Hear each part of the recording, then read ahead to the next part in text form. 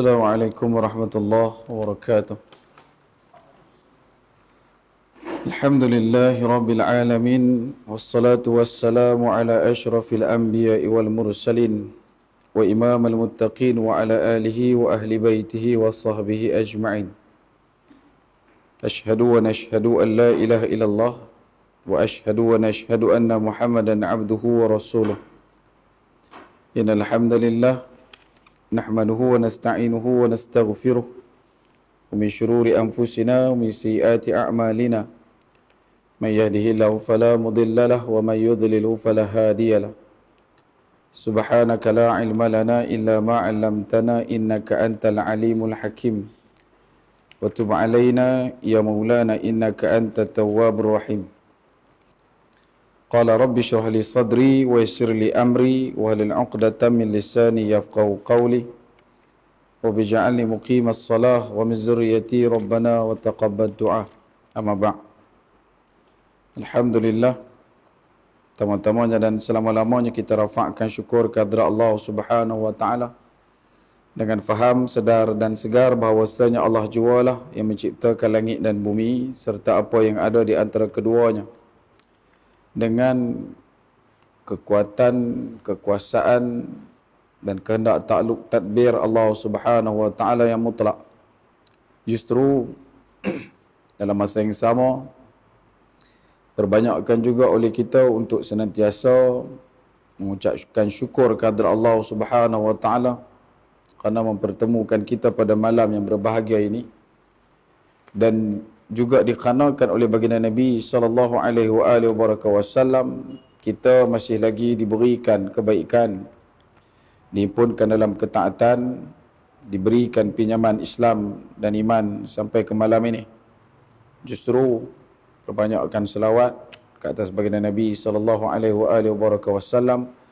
Moga-moga dengan memperbanyakkan selawat akan menjadi asbab kita didudukkan bersama dengan baginda Nabi sallallahu alaihi wasallam di akhirat kelak, insya-Allah.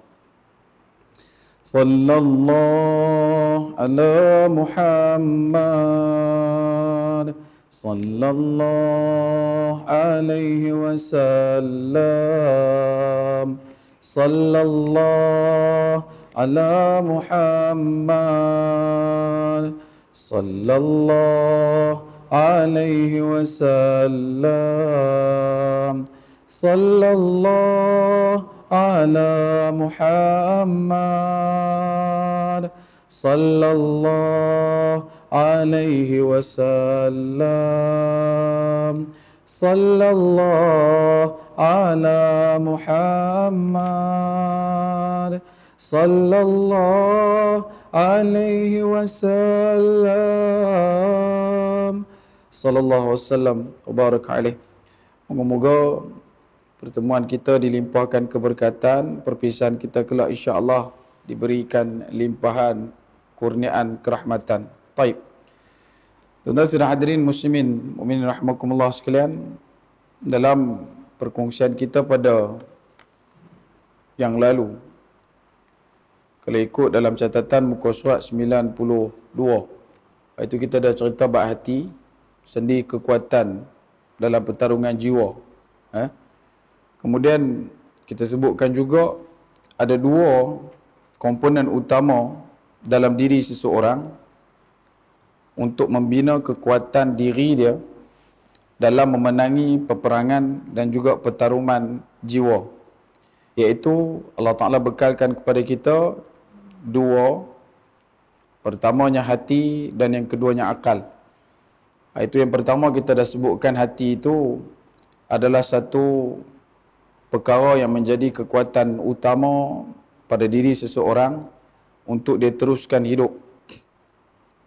Dan kita ambil kalam daripada Sayyidina Ali ibn Abi Talib radhiyallahu an, bahwasanya Allah mempunyai bejana di bumi, iaitu hati, dan hati yang paling bersih, yang paling Allah kasih ialah hati yang paling lembut, hati yang paling bersih dan paling cekal. Tiga. Hati yang paling Allah kasih adalah paling lembut, yang keduanya paling bersih dan paling cekal. Dan kemudian kita juga kongsikan dengan tuan-tuan berkenaan dengan satu nilai yang perlu ada dalam diri satu orang Islam iman, iaitu nilai khasyah. Nilai yang disebutkan dalam ayat surah Al-Anfal ayat kedua, iaitu menggunakan wajilat khulubuhum. Dia duduk dalam keadaan gemetar hati dia bila mana dibacakan ayat-ayat Allah Subhanahu Wa Taala, dan kesan gentaran itu, kesan risau debar itu akhirnya menyebabkan dan menambahkan lagi iman di sisi Allah Subhanahu Wa Taala.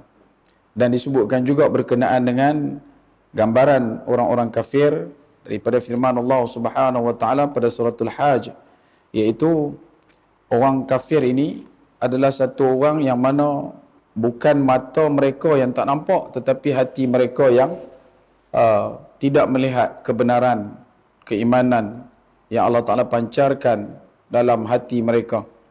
Kemudian disebutkan juga dalam surah Muhammad ayat yang ke-24, iaitu afala yatadabbaruna al-Quran am ala qulubin aqfaluha. Maka apakah mereka tidak memerhatikan Al-Quran atau hati mereka terkunci?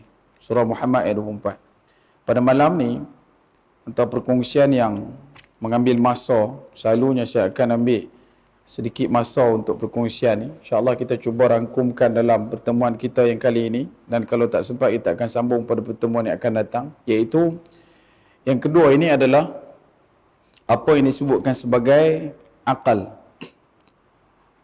Akal, kata Fadilatul Syekh Fatih, akan menjadi sendi kemenangan dalam pertarungan jiwa sekiranya akal itu yang pertama dapat melihat, mengetahui sesuatu, dapat membezakan sesuatu dan dapat menyedut sesuatu daripada ilmu yang kelak akan digunakan untuk mencapai tempat yang tidak lain tidak bukan, iaitu tempat yang hampir kepada Allah. Kita buat semua benda ni adalah untuk mendapat redha Allah, dan orang yang mendapat redha Allah ini akan ditempatkan di sisi dengan manusia-manusia yang Allah Ta'ala bersama dengan mereka. Innallaha ma'as sabirin. Allah bersama dengan orang sabar. Allah bersabar dengan mutatahhir. Allah bersama dengan orang yang mensucikan dari mutatahirin. Allah cinta kepada golongan yang tawabin. So, akal ini sepatutnya kita pandukan ia menuju ke arah perbuatan yang boleh membawa kita berada pada jalan yang dekat kepada Allah. Itu hakikat akal diciptakan kepada kita. Makhluk yang lain ada otak, belum tentu ada akal. Makhluk manusia, dia diberikan otak dan juga akal. Dan dia ada, di samping itu dia ada package yang masuk sekali nafsu, syahwahnya, kecenderungan nurani. Dan kadang-kadang ada perbahasan yang banyak lah di kalangan ulama. Adakah binatang ini punya akal? Sebab zaman law binatang dengan orang tu lagi binatang tu lebih nampak berakal daripada manusia. Orang bekat duk buang bayi dan sebagainya, binatang tak. Baru ni dikongsikan video tikuih masuk dalam lubang yang dipenuhi dengan air, menyelamatkan 5 ekor anak. Dan kali ke-6 dia masuk tu macam nak cari lagi sekok, tapi dia naik balik dalam keadaan tak bawa anak. Dan itu binatang. Dan ulama masih lagi meletakkan binatang tidak ada akal. Cumanya mereka diberikan satu perkara yang kita juga ada, iaitu nurani, belas dan sebagainya. Baik. Kemudian Fadilatul Syekh Fatih akan juga menyatakan akal ini dia akan boleh membantu kita untuk mengetahui sesuatu. Sebagai contohnya apa yang disebutkan sebagai perasaan. Kadang-kadang kita datangkan dia dengan sixth sense, kita datangkan dia dengan kalimah istiqra', kita datangkan dia dengan kaedah ramalan dan sebagainya. Pada perkara yang baiklah, bukan ramalan yang tenung nasib tu. Daripada pengalaman kita, disebabkan kita guna akal, kita tahu konsekuensi yang akan berlaku, kebarangkalian, defect dia, efek dia. Kalau aku buat macam ni, apa aku akan dapat? Akal. Akal. Kalau aku ambil jalan ni, dia akan bawa aku pergi ke mana? So, akal. Dan ada juga benda tu disebabkan oleh keintelijen ataupun kepintaran akal, kita sampai ke tahap tidak perlu lagi untuk bersusah payah nak menentukan jalan mana yang lebih baik untuk kita. Kan? Kita tahu bawa kereta kita pun tak tahu berapa meter, tapi kita tengok jalan luas besar tu, kereta kita ada kepintaran kita boleh lepas. Dan memang boleh lepas. Ada tak siapa bawa kita kat sini sebelum nak lalu lorong dia pergi ukur loh. Ni pasal dia kata aku guna akal. So naik kereta tu dia ukur kereta besar ni, dia bawa kereta sampai kat jalan, berhenti pula. Tanya pasal apa? Nak ukur jalan pula. Celui tak celui? Tak ada tuan. Itu kalau kata akal mungkin ada, tapi buta perut lah tuan. Yang hampir berhenti nak ukur apa? Boleh faham ah? So yang ni yang kata pembawaan akal itu. Dia boleh dapat melihat, mengetahui akan sesuatu. Bahkan akal ini selalunya akan menjadi kata kunci utama untuk meraih ilmu.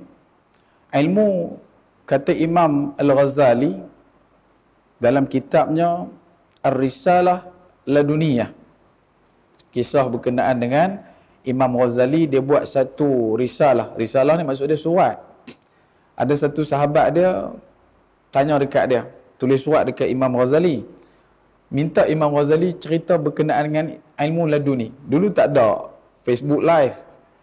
Bukan boleh tanya direct macam kita duk buat, nak sembang dengan Tok Wan kita pun boleh lah dalam Facebook lah. Dulu punya cerita. 500 Hijriah, 800 Hijriah, 900 Hijriah. So bila nak tanya, berutus surat. Sampai surat dekat Imam Ghazali bertanyakan berkenaan dengan laduni. Dan kita pun tahu antara laduni yang disebutkan dalam surah Kahfi, kisah berkenaan Nabi Musa AS. Dan benda tu juga berrentetan daripada pertanyaan. Orang pengikut Nabi Musa tanya kat Nabi Musa, wahai Musa AS, siapakah manusia yang paling cerdik di dunia? Kan? Nabi Musa kata, dengan selambanya, kalau ikut dalam ayat Quran, maksud dia tu dengan senang lenangnya Nabi Musa sebut, yang paling pandai dalam dunia aku. Kan? Dan Allah Ta'ala tegur. Allah Ta'ala kata, ada lagi seorang. Ada lagi orang yang lebih pintar daripada kamu. Ada lagi orang yang lebih cerdik daripada kamu. Maka dia pun bawa bersama dengan dia, kalau ikut dari riwayat, Yusha' bin Nun.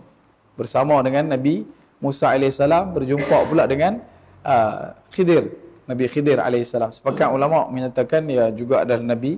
Ada juga yang berpendapat bukan Nabi. Tapi ala kulli hal, Khidir, Nabi Khidir AS adalah satu Nabi yang telah pun Nabi Musa berjumpa dengan dia. Dan dekat situ dia ada satu benda yang perlu untuk kita cerakinkan tentang ilmu. Kenapa? Bila sebut kata ilmu, tak semua ilmu itu boleh ditampung dengan akal. Tak semua ilmu boleh ditampung dengan akal. Tak semua. Sebab ada kadang-kadang ilmu yang Allah Ta'ala santunkan kepada kita adalah santunan perkiraan jalan ilmu yang ditunjukkan kepada Nabi Musa AS oleh Nabi Khidir. Bahkan kalau kita baca ayat berkenaan kalimah ladunna, sebelum Allah Ta'ala sebut ladunna, orang tersebut iaitu Nabi Khidir, dia mendapat kasih dan cinta daripada Allah, rahmah. Allah bagi dekat dia dulu cinta, kasih, kemudian automatically dia main laduni. Bukan kata laduni kita boleh withdraw dia senang-senang, tak. Dia main dengan kasih cinta. Bila kamu sudah pun dicintai oleh Allah, maka kamu akan mendapat perkara ni. Sebab tu antara kalam yang Nabi Khidir sebutkan Nabi Musa, hang tak boleh sabar. Betul? Dan apa jawab Nabi Musa? Boleh. Nampak? Akal, logik dah. Baik. Kemudian dicatatkan, dikisahkan orang tak mau tolong. Kemudian bila dah orang tak mau tolong Nabi Musa dan juga Nabi Khidir, Nabi Khidir pula pergi tolong orang yang tak mau tolong tu, bina rumah pula kat mereka. Kemudian dibunuhnya budak kecil. Kemudian merosakkan, buat lubang dekat sampan perahu. Dan benda-benda tu pada logika akal, ia adalah satu benda yang zalim. Kita tak boleh terima benda ni. Benda ni adalah bertentangan dengan kita punya insting. Tetapi sebenarnya ia adalah satu benda yang baik, bukan di situ. Tetapi dia mewakili satu lagi bab, iaitu akal yang cerdas, yang ada nilai iman. Dia akan mampu untuk meraih bukan takat ilmu, tetapi juga hikmah. Hikmah. Sebab tu kata Imam Al-Haris Al-Muhasibi, dia sebutkan dalam kitab dia berkenaan dengan perjalanan ilmu dan juga turun ilmu kepada seseorang, dan bagaimana ilmu tu tadi boleh membuatkan seseorang itu dekat dengan Allah Subhanahu Wa Taala. Kata Imam Al-Muhasibi, ada tingkatan yang perlu untuk kita lalui untuk mencapai faham dan juga mengetahui apa yang Allah Subhanahu Wa Taala berikan kepada kita. Nombor satu, kata Imam Al-Muhasibi, Al-Haris Al-Muhasibi, dia sebut asli ta'ah al-wara'. Asal kepada taat dalam ibadat, taat dalam perbuatan kita menyembah Allah Subhanahu Wa Taala, taat dalam kita mengekali istiqamah dalam melakukan ibadat. Asli ta'ah al-wara'. Asal taat adalah wara'. Apa itu wara'?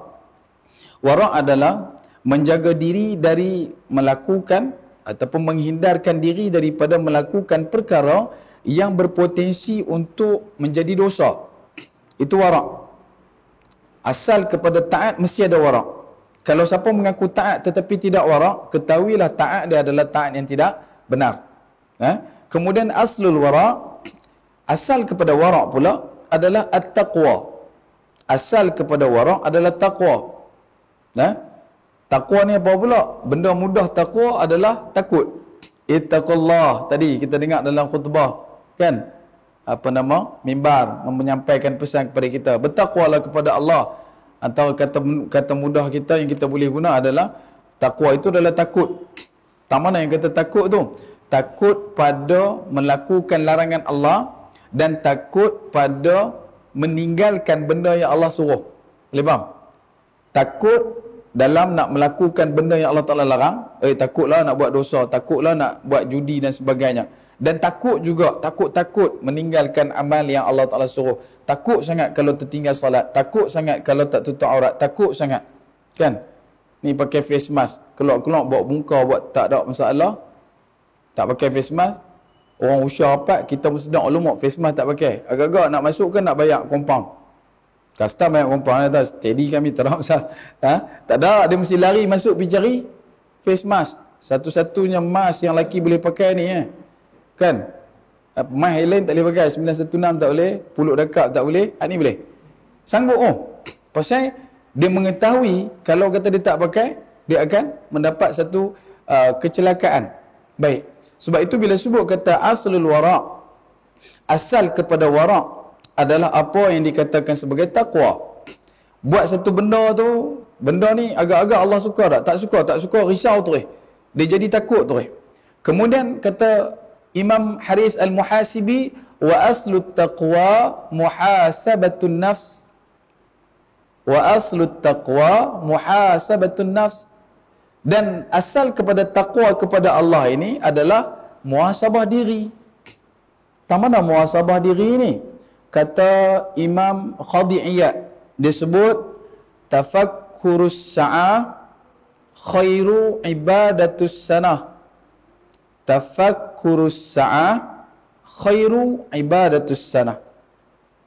Satu orang yang bertafakur, duduk diam, beruzlah, fikir balik kelemahan diri, kerosakan yang dia lakukan, dia risau tentang benda yang dia tak buat pada hari ini, ada sunnah yang dia tinggalkan, dia risau berkenaan dengan keadilan dan kezaliman yang dia buat sepanjang hari. Bila dia mai tafakkur ini, kata Imam Qadi'iyat, tafakkurus sa'ah khairu ibadatus sanah. Orang yang berfikir sejenak itu lebih baik daripada ibadat setahun. Yang ni, bahkan dalam hadis disebutkan juga, dalam maksud hadis Nabi SAW menyebutkan, seseorang yang menahan sabar dalam meletakkan satu-satu keputusan lebih baik daripada melakukan ibadat selama 60 tahun. Ni yang kata sabar. Sebab tu bila kita kongsi itu buat berkenaan dengan sabar, sabar ni bukan amal perbuatan, dia amal iman, dia amal hati, dia amal benda yang kita ghaib, benda yang kita tak boleh nak tengok. Sebab itu bila sebut kata wa aslut taqwa, orang yang boleh duduk dalam keadaan senantiasa takut kepada Allah, dia akan ada muhasabatun nafs. Dia senantiasa muhasabah. Itu kita sebut dah muhtasiban. Bila sebut kata muhasabah, jalan mudah muhasabah apa dia? Nombor satu, i'tikaf. Jalan satu muhasabah paling mudah, yang paling senang untuk kita capai, i'tikaf. I'tikaf tak mana? Masjid, bukan market. Saya masuk market betul lancang sahaja tu pi. COVID-20 ke COVID-23 kan? Kena faham, bila Allah berikan kepada kita ruang untuk kita muhasabah, antara tempat yang paling mudah untuk kita capai adalah i'tikaf. cari jalan peluang. Mungkin maghrib susah lah. Duk dengar Ustaz Nur Beletia, dengar dia ni duk cembang apa semua. Kita cari waktu sebelum subuh. Tapi janganlah sebelum sangat, pukul 12 hampir mula dah. Maksud saya dalam dalam setengah jam, 15 minit sebelum, tak lama, muhasabah. Kita duduk dalam konteks iktikaf masa tu. Kalau rasa rajin lagi, kalau subuh tu kita kata okey Zat, pagi subuh boleh, ataupun satgi lohok, ada rehat kan, time 20 minit, 30 minit. Daripada tadi ni, masa mula kerja, punch-card pukul 8 sampai rehat lah pukul 1:30, benda apa yang aku dah buat yang silap? Cuba try tengok jadi malaikat. Pernah tak berlakuan jadi malaikat? Jadi malaikat Raqib dan Atid. Esok try. Dia ambil retai kosong satu, belah dua. Catat benda baik. Catat benda tak baik. Dia pun catat benda baik. Catat benda baik. Tak baik, tak apa, ni Allah tahu. Ni mau mangkang ubi yang ada orang. Main dah pukul 12 lagi. Tengok ni, pahala banyak mana? Baik.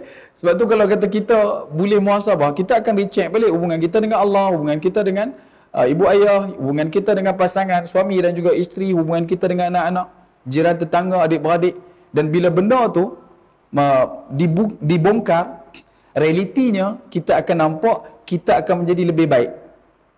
Kalau kita faham konsep muhasabah. Selain pada iktikaf, kita juga boleh, kalau boleh, bangun malam. Bangun malam. Bukan tidur siang, bangun malam dah. Itu pun satu benda haru juga. Dia tidur balas daripada pukul 2. Ustaz Abang kita suruh bangun malam. Saya bangun malam Ustaz. Itu pun mau bagi 3-2 kadang. Dan bukan yang tu. Kita qailulah tengah hari. Sempat kita qailulah dalam, mungkin esok cuti. Tidurlah dalam sejam ke, setengah jam ke, ataupun 2 jam ke. Kemudian kita simpan kita punya power bank tu.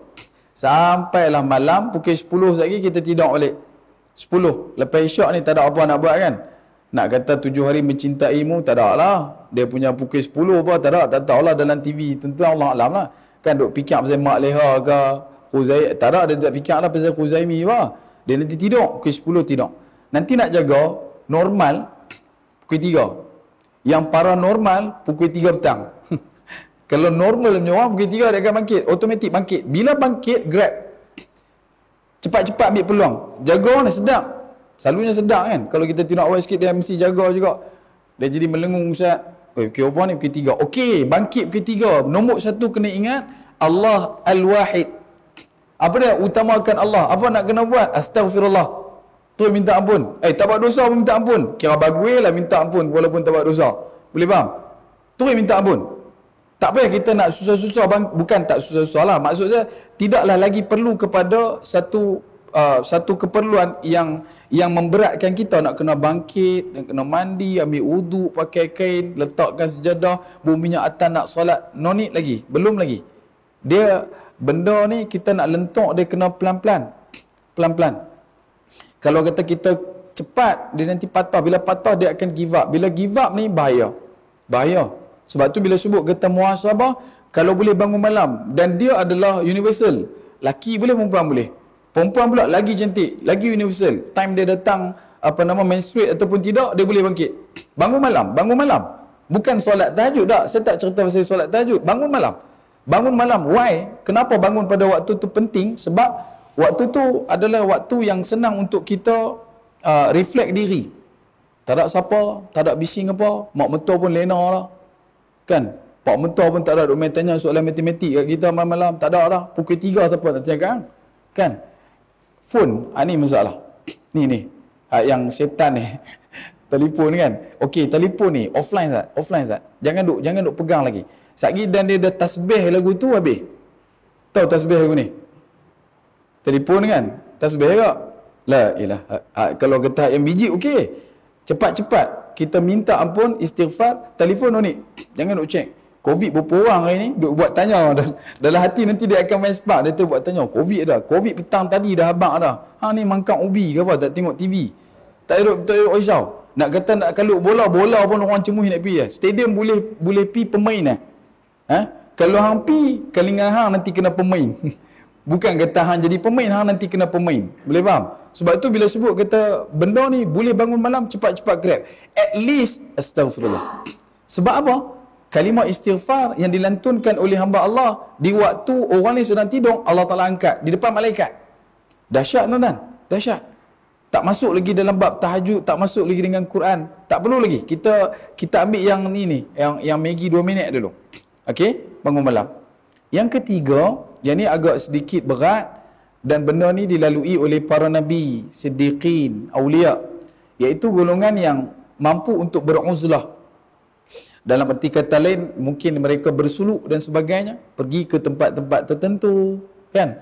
Sampai ke gunung, masuk ke dalam gua, macam mana yang disampaikan dalam asar Nabi SAW waktu dekat dengan kenabian, sebelum Nabi SAW menjadi Rasul dan Nabi masuk ke dalam gua dan beruzlah, duduk seorang, fikir balik masalah umat, fikir masalah diri dan sebagainya. Dan kalau kita boleh buat benda macam ni, masa tu kita muhasabah kau-kau punya. Recheck balik diri kita. Sebab ia adalah asal kepada takut kepada Allah Subhanahu Wa Taala. Why? Sebab wa aslu muhasabatun nafs al-khawf war-raja'. Sebab apa? Sebab asal kepada orang tu boleh senantiasa muhasabah diri adalah dia ada dua lagi sifat sebelum dia, iaitu al-khawf war-raja'. Apa khauf? Khauf ni takut. Raja' apa dia? Raja' ni harap. Harap, hope. Okey? Dia duduk dalam keadaan takut kepada Allah. Takut tak mana? Takut sebab dia tahu kalau kata dia buat dosa, dia akan dapat balasan yang berat. Kalau dia buat pahala, dia tak tahu lagi benda tu boleh dapat ke tak. Itu khauf. Khauf. Bila dia buat dosa, dia tahu dosa kalau buat mesti kena ancaman daripada Allah. Dia akan diazab oleh Allah. Dan kalau buat pahala pula, kalau dia terlampau khauf, dia akan fikir Allah tak terima apa benda ni. Ini khauf saja. Raja' pula, dia tahu bila dia buat dosa dan dia minta ampun, Allah pasti ampunkan. Dia tak besarkan dosa, tetapi dia besarkan pengampunan. Khauf saja, kalau orang tu khauf saja, dia besarkan dosa dia supaya tak ada jalan keluar dah. Raja' pula, dia tahu dosa tu berlaku dan dia tahu Allah punya pengampunan lagi besar pada dosa tu. Dan dia juga tahu Allah menerima taubat dan dia tahu Allah itu Maha Pemurah lagi Maha Pengasih, Maha Penyayang. Allah Maha Cinta, Al-Wadud. Dan bila dia faham konsep ini, orang yang ada kedua-dua ciri khauf dan raja' ni seimbang, maka dia akan melahirkan muhasabatun nafs yang baik. Kalau khauf dan raja' ni tak seimbang, dia akan jadi orang yang lari daripada jalan sebenar. Kalau kita khauf banyak, dia tak mau bercampur, muka pun macam tiang, senyum tak mau langsung, kan? Bila dia khauf banyak. Tapi kalau dia tahu, kalau kata dia tahu dia tu jenis payah sikit nak senyum, dia kena tambah raja' sikit. Apa maksud raja'? Dia dah mula rasa kena buat jaga muamalah di kalangan masyarakat. Dan jangan pula dia rojak saja. Rojak saja pun apa harap. Buat pi dosa apa pun pasal Allah nanti ampun. Yang ni pun satu benda yang kita nak kena recheck balik. Sebab tu khauf dan rojak ini adalah intipati kepada muhasabatun nafs. Dan inti kepada al-khauf wal raja' wa aslu al-khauf wal raja'i al-wa'idu wa wa'di, ataupun al-wa'di wa al-wa'idu. Wa'di dengan wa'id. Kalau tuan-tuan mesti ingat, wa'di dengan wa'udun. Wa'dun dan wa'id. Kan ada dua dalam Quran. Allah Ta'ala bagi kita satu ancaman, satu balasan. Ingat tak? Kalau ayat ancaman kata Allah, orang yang buat jahat dah akan dapat neraka. Balasan dia neraka. Khalidina fiha. Manakala orang yang buat baik, khairul bariyah, orang yang buat benda-benda yang khairul misqala dzarratin syarran yara, misqala dzarratin khairan yara, syarran yara, neraka. Khairan yara, syurga. Dia tahu benda tu. Dan disebabkan dia ada nilai khauf dan raja', maka dia tahu kalau dia buat benda yang tak baik, mungkin dia boleh masuk ke dalam neraka. Kalau dia buat benda baik, mungkin dia akan dimasukkan ke dalam syurga. Dan ini adalah asal kepada khauf dan raja'. Kena datangkan ancaman tu. Jangan kita ikut kepala kita sembrono, ikut suka kita nak buat apa, tak boleh.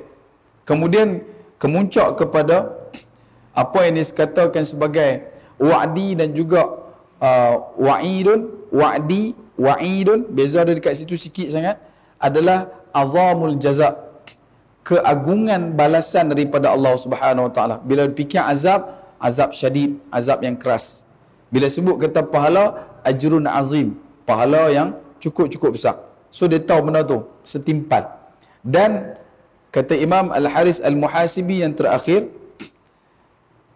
wa asli kulluhu, dan asal kepada semua benda tu adalah apa yang dikatakan sebagai perkara yang cukup besar, zalikal fikrah wal ibrah, adalah apa yang dikatakan sebagai fikir, iaitu mengetahui, dan ibrah, mengambil pelajaran daripada benda yang dia ketahui.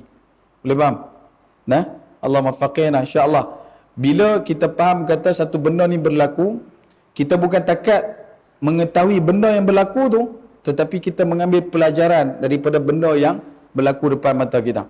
Dan sampai disebutkan ulama, kesalahan orang yang ada depan mata kita bukanlah untuk kita tertawakan dia, bukanlah untuk kita mengejek-ngejek dia, tetapi untuk jadikan bekal kepada kita supaya kita jangan buat macam tu. Yang tu bagi orang yang ada nilai iman. Tapi kalau kata orang tu dihilangkan iman, iman dah tak ada dengan dia, dia nampak kesalahan orang, itu adalah poin paling besar. Sama lah yang duk jadi dalam masyarakat lah. Bab politik, cara politiknya. Bab menega, cara meneganya. Bab penguatkuasaan pun sama juga. Bab benda-benda yang berkaitan dengan pendidikan pun sama juga. Bila nampak ada orang jatuh, kita seronok. Kita ada penyakit SMS. Senang melihat susah. Dan susah melihat senang. Kita kena kalih benda tu. Susah, melihat susah. Senang melihat senang. Bila orang susah, kita pun merasakan kesusahan. Bila orang senang, kita pun seronok dengan kesenangan yang dapat. Dan benda ni lah yang paling payah. Sekiranya akal kita masih lagi tidak dapat membezakan sesuatu yang mana perkara ni boleh bawa kita kepada Allah ataupun tidak. Kemudian dalam dalil yang dikongsikan oleh Fadilatul Syekh Fatih akan menyebutkan bahawasanya surah Fatir ayat yang ke-28, innama yakhshallah min ibadihi ulama, dan kalau seseorang itu duduk dalam keadaan yang benar-benar takutnya kepada Allah adalah orang yang ulama, orang yang banyak ilmu dah, bukan takat sikit. Sebab tu bila kita mengaji sikit, kita rasa macam kita nak ubah dunia. Baru baca 2-3 muka surat, kita nak perbetui kawan tu, nak perbetui kawan ni, nak perbetui pak kita, yang kita tak pernah minta halal pun peluh dah. Masa dia keluar cari rezeki bagi kat kita, kita nak perbetui mak kita. Duk abang, mak buat benda ni tak betul, salah benda ni.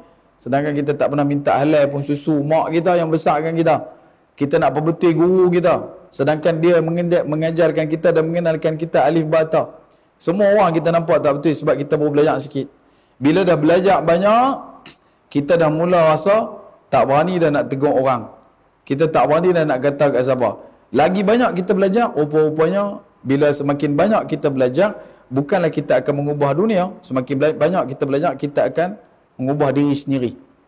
Sebab itu yang duk jadi kekacauan dalam dunia hari ini adalah dikarenakan bila mana adanya kelompok-kelompok yang merasakan diri mereka sudah benar. Bila kita dah rasa kita benar dan kita anti kepada kejahilan, anti sangat, tak suka sangat. Kalau nampak benda tu orang buat tu tak betul, kita tuai kata ni apa ni, tak boleh lah apalah. Sedangkan kita dah tahu, orang tu belum tentu dia tahu. Maka apa kita kena buat? Sebelum kita anti kejahilan, kita kena jadi satu orang yang anti jugalah kan. Anti ni makcik pada kejahilan. Iaitu kita kena bantu orang yang jahil ni keluar daripada kejahilan. Itu sifat hakikat orang iman. Tapi benda ni kita hilang tau. Kita hilang. Kita lebih banyak takut, cerita bab takut kepada Allah, tetapi kita kurang cakap berkenaan kasih sayang Allah. Dan akhirnya orang nampak Allah adalah satu kuasa zat yang hanya akan ambush, yang hanya akan memberikan tekanan, yang hanya akan memberikan damnation, yang akan memberikan balasan semata-mata. Sedangkan Allah tinggi sifat kasih sayangnya. Sebab tu antara soalan bila ada orang tanya berapa ramai orang Islam di dunia, Kalau ikut dalam uh, kalau ikut dalam orang fiqh, dia akan sebut Islam adalah seramai 1.8 bilion. Kalau ikut ahli sufi pula, dia akan sebut semua Islam. Semua Islam.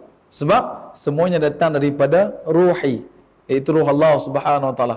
Tapi kira panjang kalau kata duk cerita tu, nanti dia akan jadi kelang kabut pula, pasal nanti dia main lah solat daim dan sebagainya, macam-macam.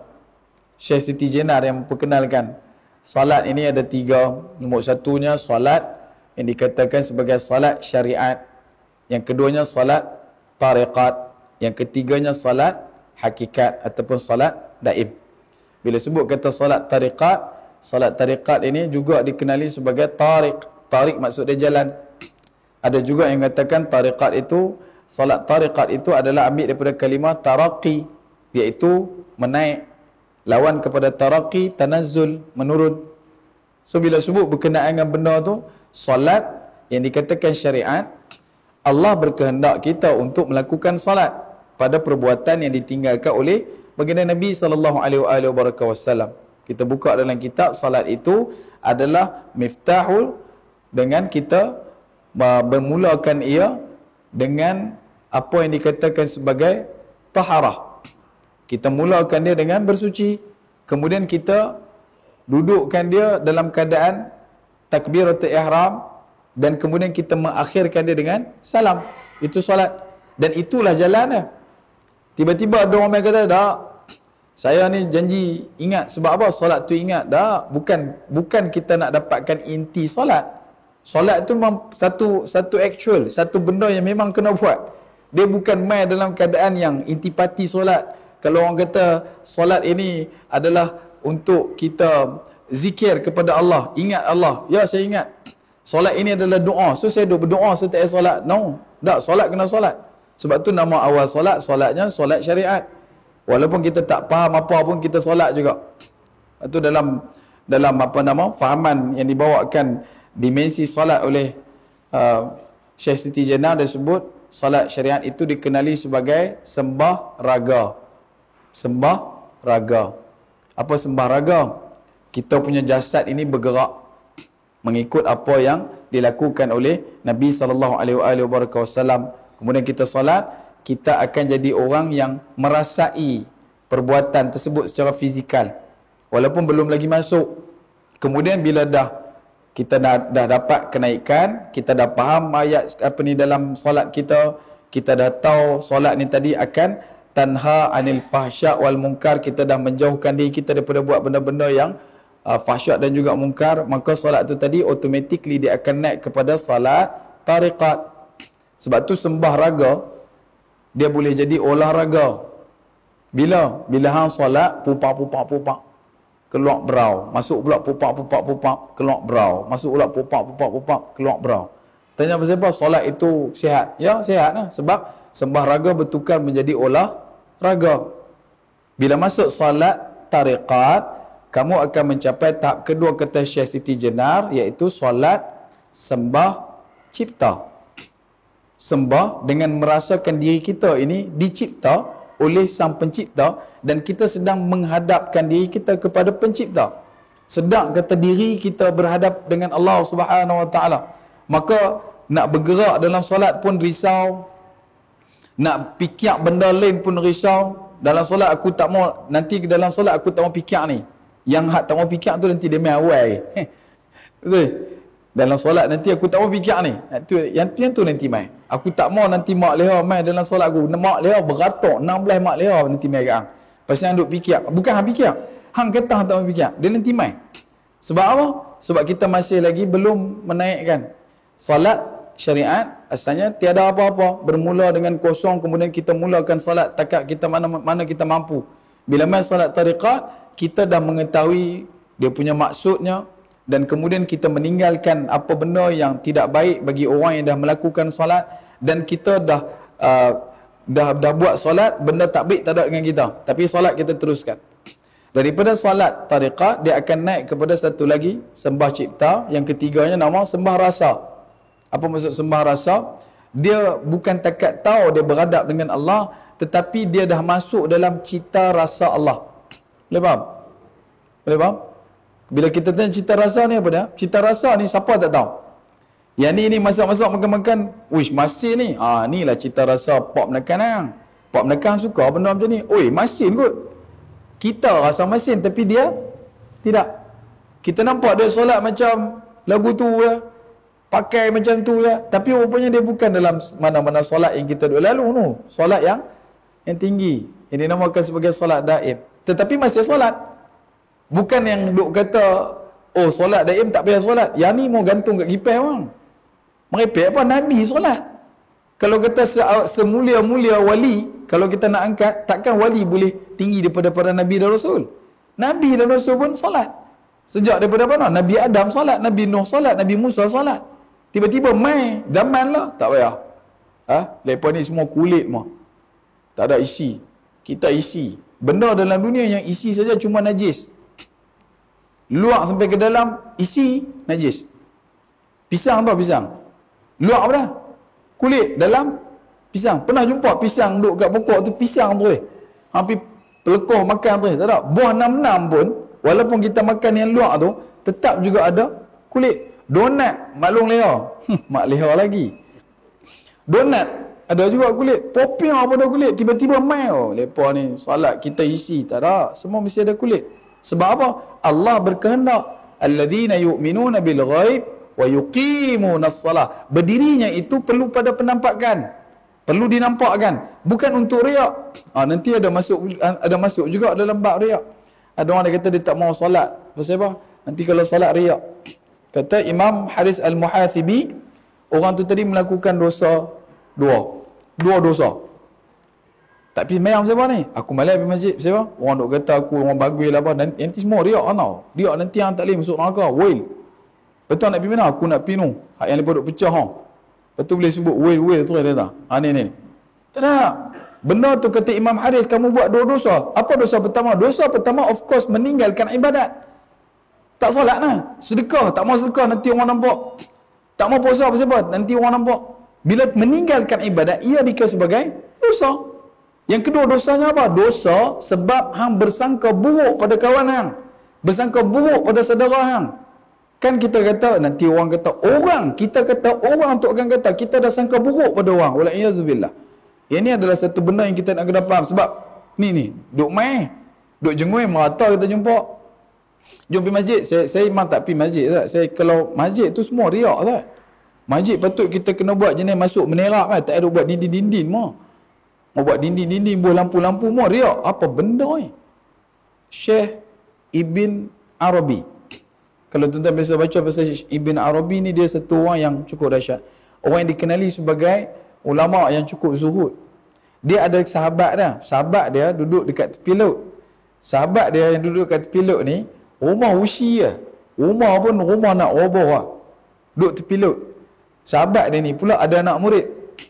Sahabat ni beritahu ke anak murid dia, wahai anak muridku, hampir dekat tempat ni hang cari rumah Ibn Arabi. Hang cari rumah Ibn Arabi. Syekh Ibn Arabi.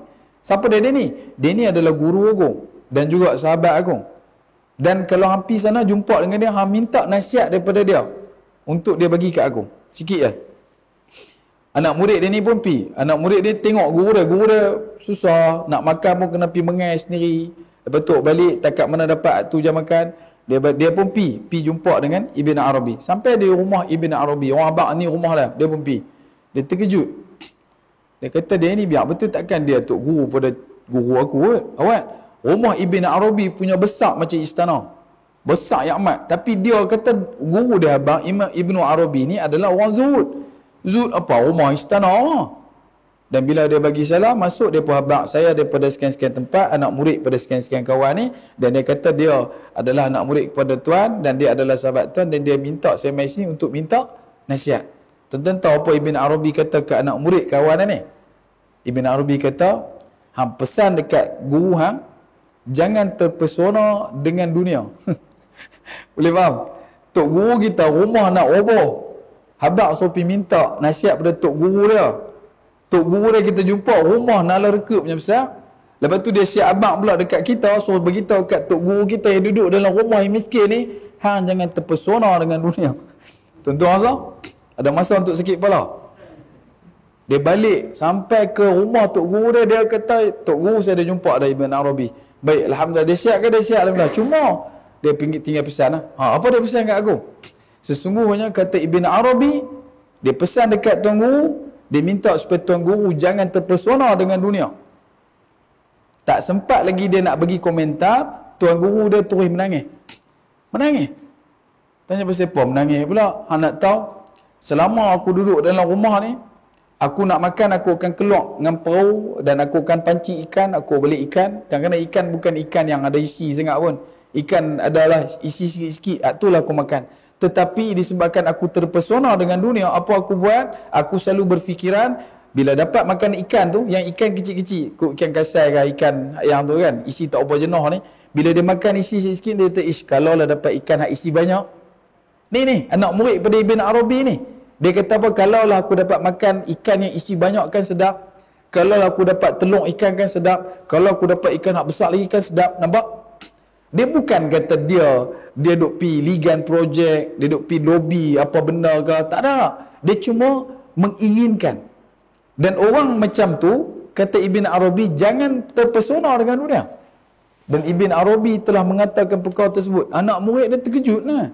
Habis tu Ibn Arabi rumah besar. Sesungguhnya dia tidak pernah terpesona dengan kekayaan yang ada dengan dia.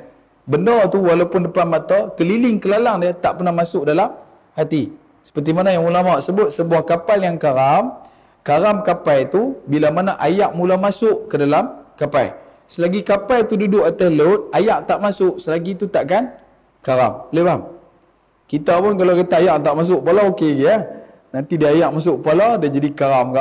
Bukan dekat karam biasa, kadang-kadang karam singwala punya duk main.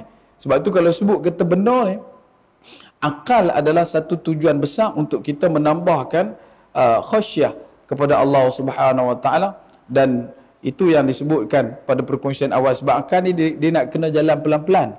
Sebab apa kata jalan pelan-pelan? Guru saya pesan, Ustaz apa nama Al-Fadhil Syekh Rusli Osman, dia kata akal ni jenuh. Akal ni dia jenuh. Sebab tu kita nak kena buka serabut dia tu sikit-sikit.